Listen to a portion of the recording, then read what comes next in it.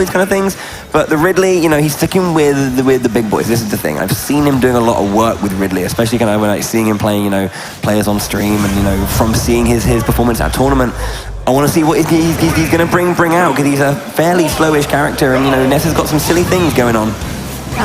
It makes a big target for a lot of the tricks that, you know, Ness is trying to pull off. So we have the elementary schooler versus the evil alien dragon. Yeah, absolutely. I mean, that's something that we see every day as kids in school, yeah. Standard. But yeah, I mean, Ridley is an interesting character. As I was saying, you know, he's very, very powerful. He's got these good options. You know, Nair is one of those things that's really, really good. Side B is so strong and can put you from what seems to be a normal situation into a really, really dangerous one. Because it takes you all the way across the stage. Absolutely, yeah. And suddenly you're at the ledge. Exactly, which makes the actual output and of the knockback so much more terrifying. Although that said, as I was mentioning, like, the airspeed's not the strongest. So, you know, for a character like him, he's looking for these moments where he can kind of like either get call-outs, you know, or just kind of like connect, you know, using larger hitboxes. But getting up on stage, he's not been jumping of his own volition. It's always been just S1 knocking him in the air, because I think he very much knows that his slow airspeed is a problem. Yeah. He's only been short up nearing and then immediately going back to the ground. Yeah. Oh, look at that! Using the PK fire into the side magnet hold, pop him up into the forward air. Beautiful stuff. Oh man, S1's just popping off right now, getting all the things going. Yeah, Adom can DI all the way once, but Ridley is just too big. He still gets hit. Look at the size of that air dodge. Is unethical, man. That is huge. Recovery. Oh, nice timing on that. I think it was a down angle forward tilt there. Gets that hit. Beautiful finish. That was some trick shots. Yeah, S1, you know, he uses it as a very, very strong, you know, edge guarding option. Not necessarily to get KOs, but just to completely like just perplex his opponent, just confound them, having them like trying to dodge this annoying projectile, and then just pop them up ready for him.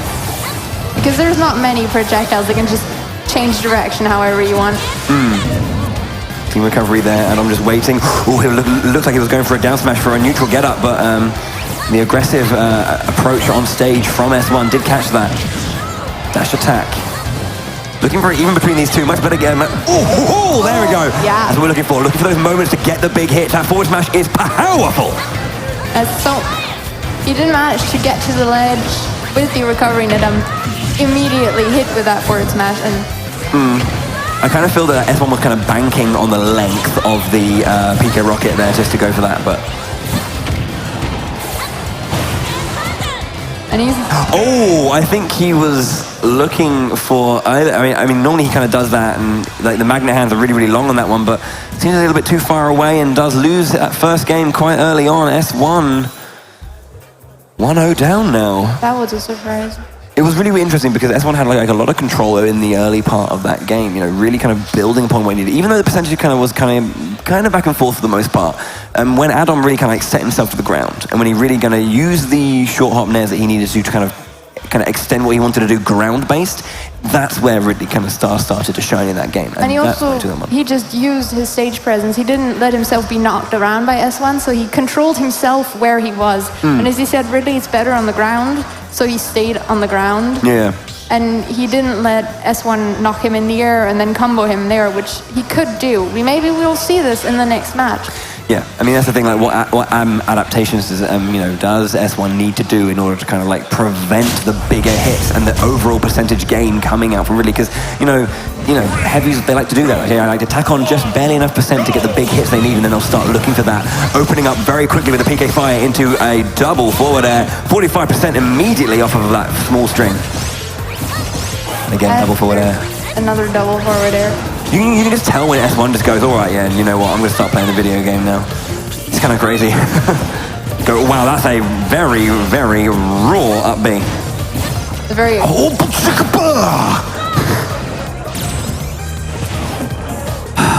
S1, please. Oh, mate, side B, a low percent to manage to break out of it. In comes a jab combo, though. Fading back, that's the airspeed coming out from Ness a little bit there.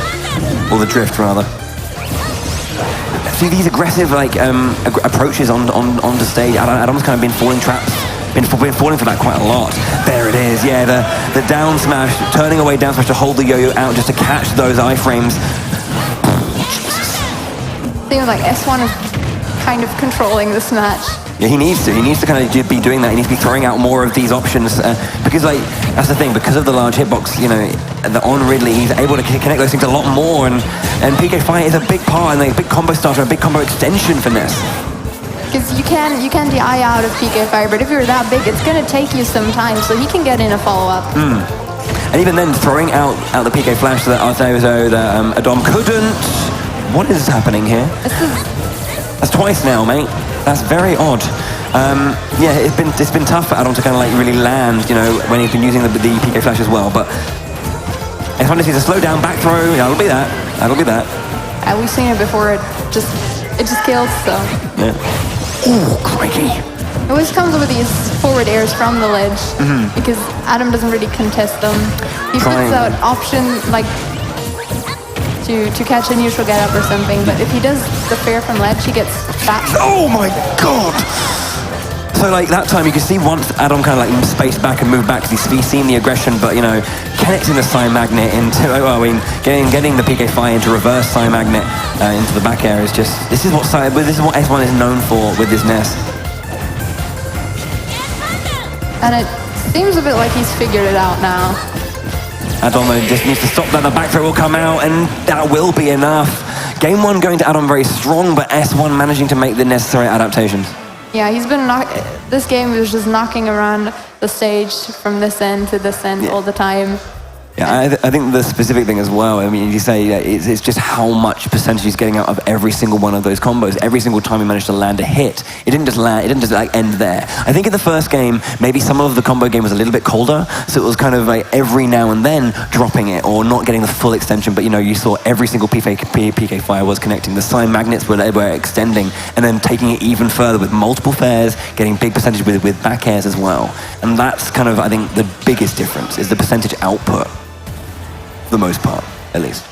But so we'll see if Adom has anything he can do about that, or if this game 3 is going to look more like the game 2 because S1 has him figured out now. Yeah, I mean, that's the thing. This is a game of adaptation. You want to try and find a new way to get in. Like, Adom was making wonderful defensive adaptations towards the latter half of the game, but I think at that point S1 had too much momentum. Can those defensive changes that Adom made really be key here in this third game? Now he's doing much safer. He's relying more on his nair. Dragged down with the forward air. Yeah, the air dodge on stage because he was a bit worried about what was going to happen. Didn't get too much punishment from the PK Thunder. The beautiful, invincible hand of Ridley's when he's grabbing on. Lovely. This time it worked. I was scared he was going to float past the stage again. Getting up very quickly to avoid that yo-yo. Much better work from Adom just defensively here, pushing back, using that nair and getting out there with the back air. It's not going to be... Oh, he's no, it is going to be enough. Not even trying. He did have his jump there, I think. Yeah, couldn't go for it then. Dang. That is going to be enough. Adom taking that first stock very cleanly. Now S1's starting again with the PK Fires, but he's not landing them as consistently. Adom's shielding them. Yeah, couldn't hold on the strength of that up B with a bit too much. Very nice, dragging him in with the PK Thunder to follow up with the up air. That'll be a stock. And he didn't take any damage either. Really neutralized Adom's lead there. That might not be such a good option for Adom there. He has very rarely used it in the matchup, and I think that's the first time he probably went in with the fire breath. And I think that's why he's aware of that Psy Magnet. And then he's remembered why it's a bad idea. Yeah. But again, at 0%, it wasn't that risky. It didn't make a difference, yeah, but it did neutralize the pressure. Sent a message, I guess. Yeah, you can see Adom's movement is much more precarious. Just making sure that it's not overextending too much. A very nice power, the parry into dash attack just to punish the PK Thunder, which he's been unable to do for a lot of the time. Looking for an edge guard. Yo-yo. The yo-yo was a bit too early. Also, Adom he knew the PK Thunder was coming because it's the most sensible option to pick. So he threw on the aerial to neutralize that. Yeah, the rapid jab coming through just to pressurize that shield. Had to drop it in the end. Down smash comes out. Spot dodges the back to that would have been cheeky. Dash attack will be enough at a percentage deficit. Takes the lead. That's looking very good for Adom now. Man, could you imagine if he gets a skewer? That would be just gorgeous. Okay. Ness won. S1 looking to get this back before the percentage deficit is too scary, but Adom playing so well. Doesn't go for the angle there. I think he knew that the shield would have come out afterwards and then it would have been Punish City, population S1, but... Adom again, more defensive with all these nairs. Oh, Jesus Christ! The second he doesn't do it. But he got 60% from that one stock. Yeah, I don't know, like just these B reversal sign magnets are just disgusting. Big fan. Big fan. There's double fair. Racking the percent up. It's just how quickly can S1 get rid of this deficit? As Adom's looking for the edge guard now. Again, the ferocity waited for Adom to kind of be a bit more complacent in that situation. Trying to extend. Oh! That was so scary. We've seen him hit this before on this very stream. Oh, he caught him! Oh, it wasn't enough. There's enough range on that. Oh, bloody Nora! Backer!